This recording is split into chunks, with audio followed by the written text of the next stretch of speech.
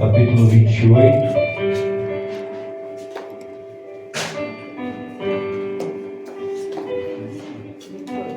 Versículo 16.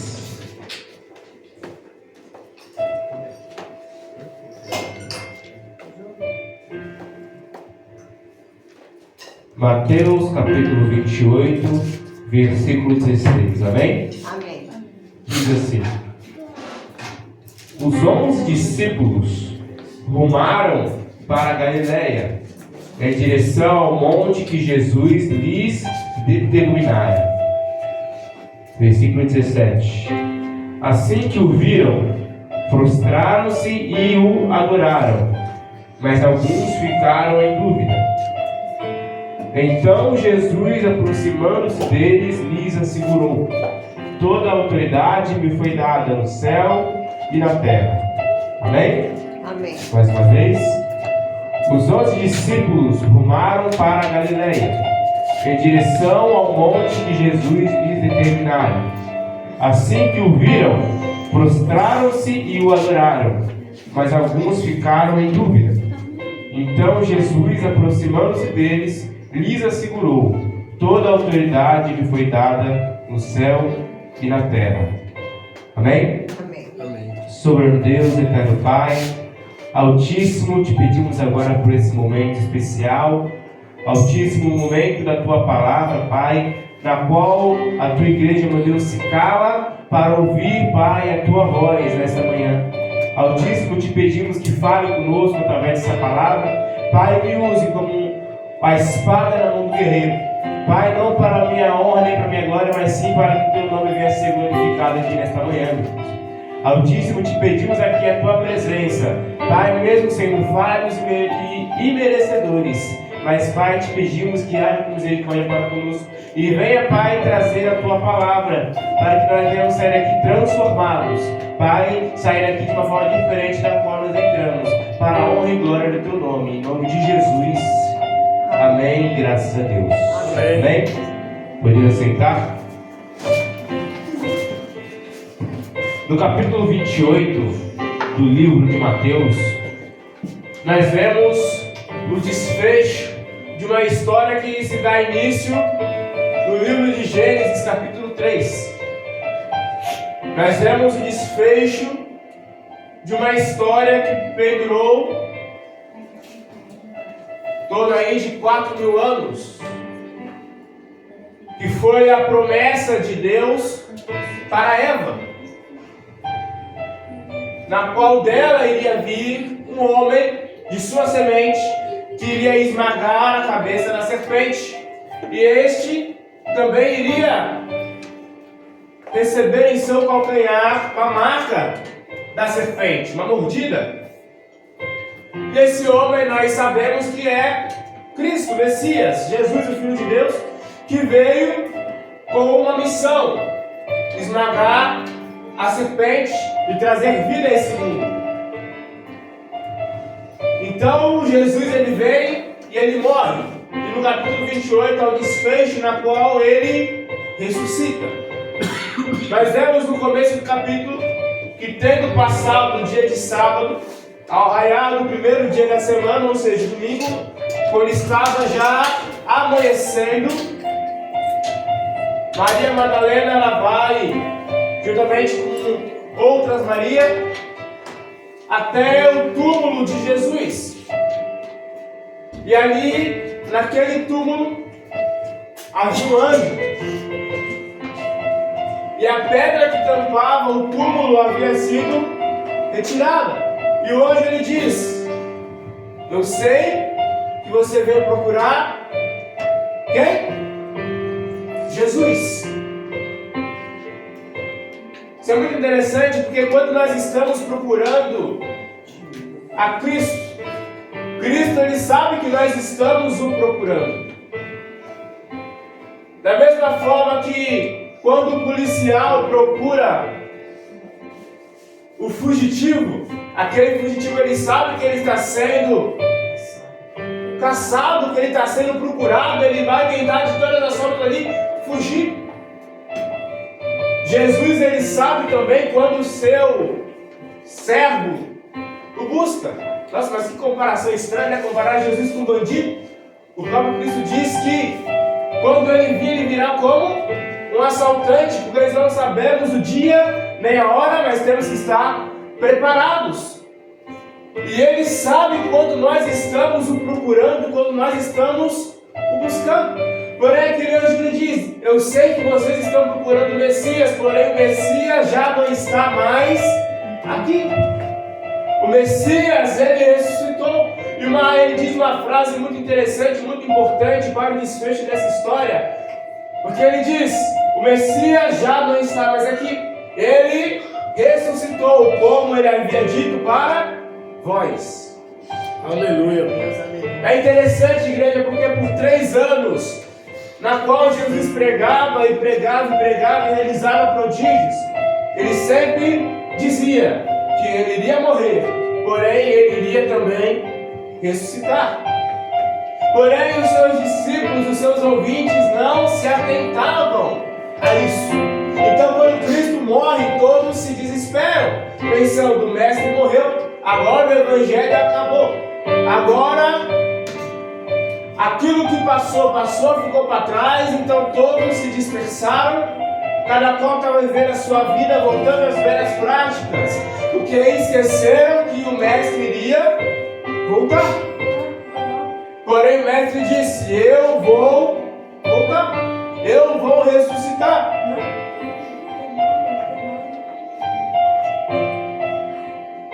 Passado esse episódio ali, um pouco mais à frente, elas encontram com Jesus.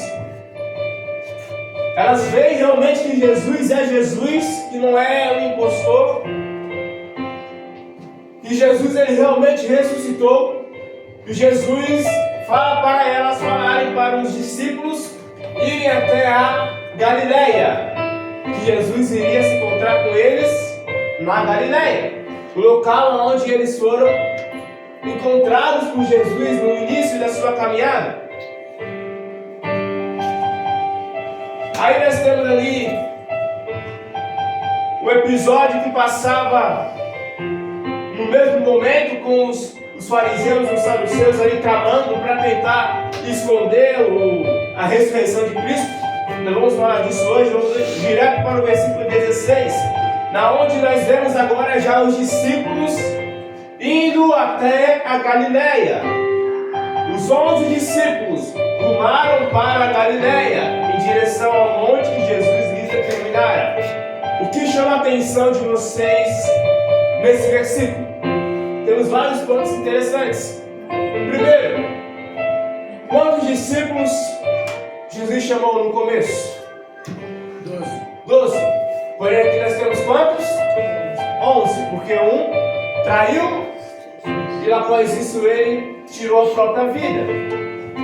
Então aqui os discípulos que restaram, os 11, eles estavam indo até a Galileia, obedecendo a ordem de seu mestre, em direção ao monte na qual Jesus determinou. Estava indo a caminho do encontro com Jesus. Assim que eles viram a Cristo, eles se prostraram e o adoraram. Diz aqui o texto traduzido para o português. Se a gente for no texto original, tem um sentido totalmente contrário. Se a gente for no texto original, vai estar o sentido ali de beijar a sua mão. Então, na realidade, eles se prostraram e beijaram a sua mão em sinal de reverência, sinal de respeito, não de adorar, porque o próprio Cristo disse que adorar somente a Deus.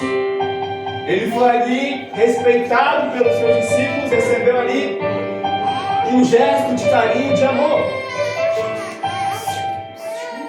Porém, que o cerne nesse texto, o que mais nos chama a atenção, o que mais nos leva a refletir, é o versículo 17, que diz: assim que o viram, prostraram-se e o adoraram, vírgula, mas alguns deles ficaram em dúvida. Aqui não diz quantos dos 11 ficaram em dúvida. Eu pergunto para a igreja, qual era a dúvida que os discípulos tiveram? Certamente, será que realmente é o Messias? Será que realmente é o meu mestre que morreu? Será que realmente é Jesus que está aqui na minha frente? Porque eu vi claramente que ele foi açoitado, humilhado, cuspido, envergonhado e por fim recebeu morte e morte de cruz. Então eles duvidaram se Jesus realmente era Jesus. Duvidaram se realmente aquelas palavras que Jesus falou eram realmente verdade. Duvidaram do ministério de Cristo. Duvidaram das palavras de Jesus. Duvidaram do ser que estava na sua frente. Mas mesmo duvidando, eles vão lá e adoram. Eles vão lá e agem ali com respeito, como se fosse realmente o seu mestre. Não tem certeza se é o mestre, mas agem como se fosse o mestre. Não acredita fielmente. Não tem 100% de certeza. Não está realmente firmado nessa ideia, mas age como se estivesse. Isso é perigoso. Eu não creio realmente que Jesus ele é o Messias que ressuscitou, porém eu viver uma vida como se eu tivesse a certeza. Isso é perigoso? Sim ou não? Sim. Por que é perigoso? Porque se a gente for analisar com os nossos olhares humanos, aquela pessoa ela vai ler a Bíblia, aquela pessoa ela vai jejuar, aquela pessoa ela vai orar, aquela pessoa ela vai adorar a Deus, aquela pessoa ela vai cantar louvores. Qual o perigo de tudo isso? Qual o perigo de orar? Qual o perigo de ler a palavra de Deus? Qual o perigo de adorar a Deus? É perigoso? Não é perigoso. Mas se eu faço isso sem a convicção e a certeza de que realmente é isso que deve ser feito, aí passa a ser algo em vão. Porque Jesus disse que nós temos que adorar a Deus em espírito e em verdade. Ou seja, não é só fazer sem ter certeza. Não é só se prostrar perante Deus ou beijar ali a mão de Jesus pensando, será que realmente é Jesus? Será que realmente é isso que eu quero para a minha vida? Será que realmente essas palavras são verdadeiras? Será que realmente é essa vida que leva à salvação? Porque senão nós vamos orar, porém nós estamos orando com os lábios, mas a nossa mente está pensando, será que isso aqui realmente está chegando até o céu? Será que essa oração vai adiantar de alguma coisa? Senão nós vamos ler a Bíblia e vamos pensar, será que esse livro realmente tem algo proveitoso? Será que realmente é algo da parte de um ser celeste, na qual é superior a mim? Ou é apenas um livro escrito por mãos humanas? Ou então nós vamos jejuar e vamos pensar, será que realmente se eu ficar sem me alimentar por um certo período de tempo, eu vou conseguir algo bom na minha vida, bênçãos, porque eu estou agradando a Deus? Vai ter a dúvida, vai ter o questionamento, e esse questionamento faz com que a gente faça as coisas de qualquer jeito, isso quando fazemos, porque não temos a certeza se estamos fazendo da forma certa, da maneira certa. E aí Paulo diz que sem a fé é impossível agradar a Deus. Eu pergunto para a igreja, nesse momento, aqueles discípulos que não tiveram a certeza, eles tinham fé? Eles estavam agindo com fé? Não. Porque quando nós temos fé, nós temos realmente a convicção de que estamos fazendo a vontade de Deus. Porque a fé É o firme fundamento das coisas que nós não vemos, mas esperamos. Das coisas que não são visíveis, mas nós muitas vezes conseguimos ver. Das coisas que não são palpáveis, mas nós conseguimos sentir, conseguimos tocar. Aleluia. Das coisas que não são audíveis, mas nós conseguimos ouvir. Das coisas que não são faláveis, mas nós conseguimos pronunciar. Isso é a fé.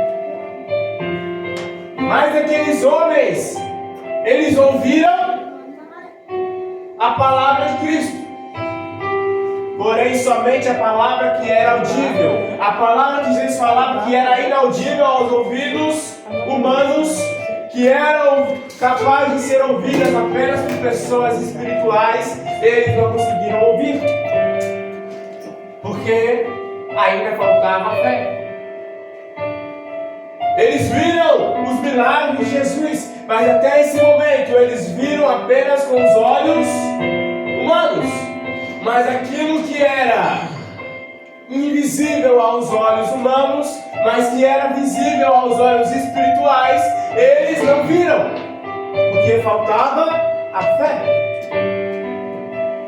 Eles falavam as boas novas do reino, eles batizavam, sentiam com suas mãos o trabalho do Evangelho, porém só sentia aquilo que era palpável, só falava aquilo que era falado, mas aquilo que era espiritual, que era mais profundo, que era sentir aquilo que as pessoas não conseguem sentir.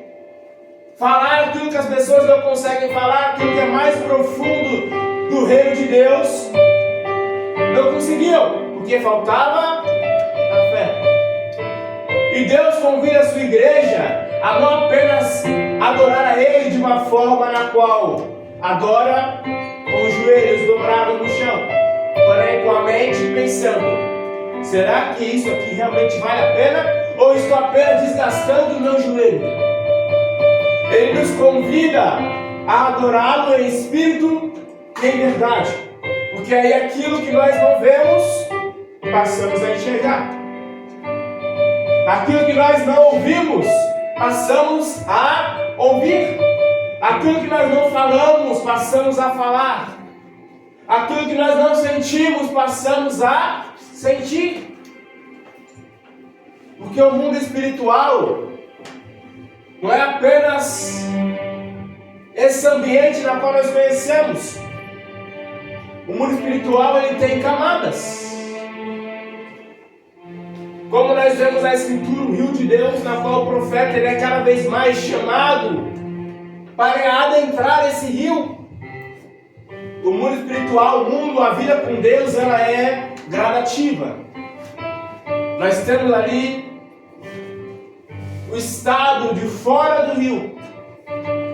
A pessoa está na areia, talvez até no calçadão da praia. Ainda não adentrou dentro do ambiente, mas está apenas ainda observando, apenas admirando, apenas apreciando a vista, sentindo a brisa, ouvindo o barulho das águas. Porém, quando essa pessoa decide então ir rumo ao mar,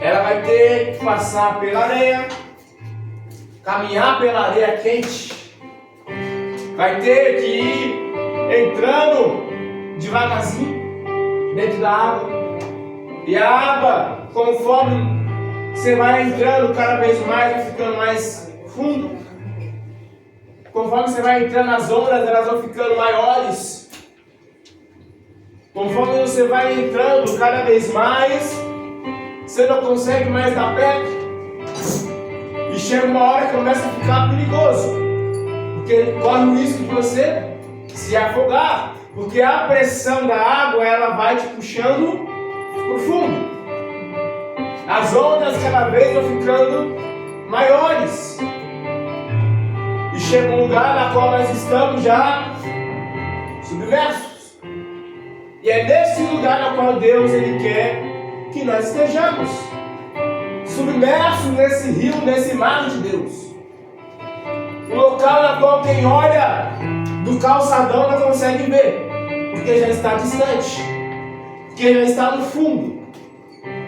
Um lugar na qual as pessoas que estão na areia já não conseguem ver. Aleluia. Que é um lugar já escondido. É nesse lugar na qual Deus quer que nós estejamos, envoltos da sua palavra, envoltos com o seu Espírito, envoltos com o poder de Deus, já submerso no fundo do oceano, na onde o mundo considera perigoso. É onde Deus quer que nós estejamos, porque ali nós vamos ver o que o mundo não vê, ouvir o que o mundo não ouve, sentir o que o mundo não sente, falar o que o mundo não fala. Porque estaremos ali tendo a certeza de que realmente Jesus é Rei, que morreu e ressuscitou. Tendo a certeza de que é verdade. Realmente teremos a certeza que adoramos a um Deus que é poderoso, que sua bondade dura para todo sempre. Um Deus que é poderoso, que livrou o seu povo da escravidão e que hoje nos trouxe até aqui, nos tirou do chaco de lodo, nos tirou do mundo na qual nós estávamos e nos trouxe para o adorar, para nos usar como uma ferramenta desse mundo. Mas aí nós vemos aqui discípulos que passaram 3 anos ouvindo a Cristo, vendo a Cristo pregar, vendo a Cristo operar milagres, expulsar demônios. Porém, passaram 3 anos, ainda há dúvida se realmente é Jesus.